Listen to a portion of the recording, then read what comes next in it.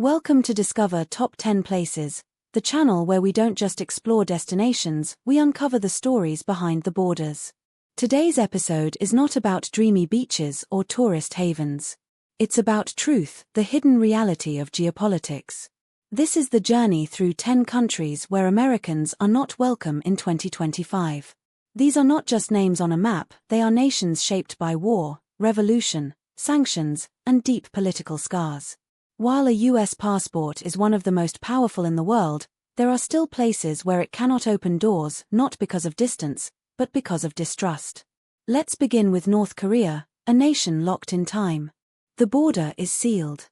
The government views outsiders with suspicion, and Americans in particular are treated as potential threats. Even journalists risk their lives by stepping in. If you're an American, visiting North Korea isn't just difficult, it's dangerous. Next is Afghanistan. Once a country of rich heritage and rugged landscapes, now buried beneath decades of conflict and Taliban control. With the US withdrawal, relations have frozen. For Americans, entry is next to impossible, and safety even less certain. Then comes Iran, ancient in its culture, modern in its mistrust. US-Iran relations have long been hostile. After the breakdown of nuclear deals and increasing sanctions, Iran has shut its doors tight for American travelers. Any visit, even for journalism or humanitarian aid, is met with suspicion. Syria, a land of ancient cities and a cradle of civilization, now torn apart by civil war. The American presence here is not just unwelcome, it's dangerous. Rebel groups, political factions, and external forces have turned Syria into one of the most perilous countries on earth. And for US citizens, the red flag is permanently raised. Yemen, once known for its breathtaking architecture and warm hospitality, now suffers one of the worst humanitarian crises of our time. The American government advises, do not travel. Not because of tourism risks, but because Yemen is in a state of collapse, famine, war, and no infrastructure to support visitors. In Iraq, the shadow of war still lingers. While some areas are calmer, much of the country remains volatile, especially for American visitors. The memories of occupation and conflict have not been forgotten. It's a land still healing and not yet ready to welcome. Then there's Libya, a fractured state ruled by militias, not ministries. What was once a growing destination on the African Mediterranean has become a warning zone.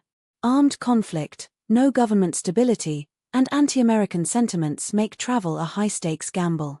Somalia, with its rich culture and strategic coastline, has become a battleground of piracy, extremism, and civil unrest.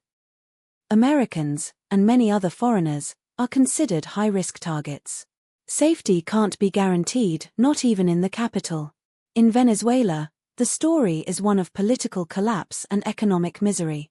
The country's leaders blame the West, especially the United States, for their downfall. And in this narrative, American citizens are not guests, they are symbols of everything that's wrong. As such, entry is limited, and staying is dangerous. Finally, we arrive at Russia, a country that once welcomed tourists to Moscow's palaces and St. Petersburg's museums. But since the war in Ukraine and growing tensions with the West, American travelers are now seen with suspicion, not smiles. Diplomats have been expelled. Visas are difficult. And warnings from both sides make one thing clear: Russia is no longer a safe option for Americans. These 10 countries may differ in language, culture, and landscape, but they all share one thing in common. They have shut their doors to the stars and stripes.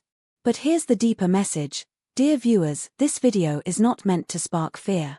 It's meant to ignite awareness. Travel is not just about passports. It's about politics, respect, and history. And when those things break down, so do borders. So, as global citizens, it's our responsibility not just to explore the world, but to understand it. Why do nations close themselves off? What does it mean for our future? And most importantly, how can we build bridges, not borders? Comment below, which country shocked you the most on this list? And if you want a part 2 or a video on the 10 safest countries for Americans to visit, let us know. And don't forget to subscribe, hit the bell icon, and stay tuned for more eye-opening global content.